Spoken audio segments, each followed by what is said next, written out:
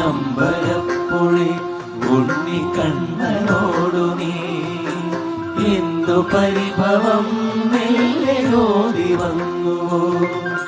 കൽവിളക്കുകൾ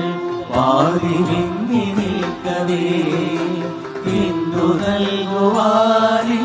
കാത്തു നിന്നു നീ